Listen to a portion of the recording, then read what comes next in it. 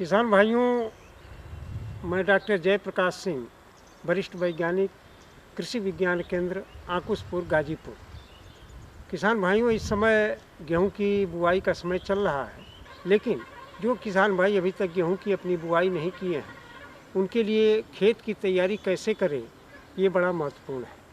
इसमें ध्यान देने की ज़रूरत है कि किसान भाइयों, आपका खेत की कटाई किस विधि से हुई है। कुछ लोग किसान भाई कंबाइन हार्वेस्टर के द्वारा कटाई करवाते हैं, कुछ किसान भाई मजदूरों के माध्यम से कटाई करवाते हैं, कुछ किसान भाई अगर कटाई के बाद नमी है उसी में बुआई प्रारंभ करना चाहते हैं। तो किसान भाइयों, आवश्यकता इस बात की है, चाहे जिस विधि से आप गेहूं की बुआई कराना चाहते हैं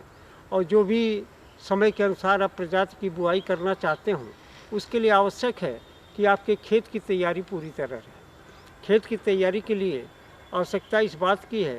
कि पहली जुताई धान कटाई के बाद आप डिस्क हैरो से करें,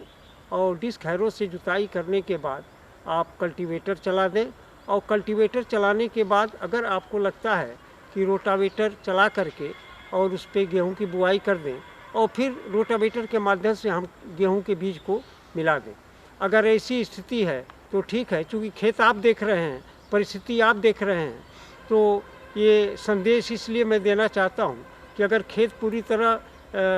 महीन न हुआ, क्योंकि ये पुरानी घात की कहावत है कि मैदा गेहूँ ढेले चना, कि मैदा की खेती के लिए आपका खेत पूरी तरह महीन होना चाहिए, मैदा की तरह गेहूं की खेत होना चाहिए, और चने के लिए ढेलेदार होना चाहिए। तो आपका जब खेत पूरा भुरभुरा हो जाए, महीन हो जाए, तो अगर आवश्यकता हो तो एक रोटावेटर और बढ़ा सकते हैं। जब पूरी तरह खेत की तैयारी हो जाए, उसके बाद ही आप गेहूं की बुआई करें तो आपको अच्छा उत्पादन प्राप्त होगा।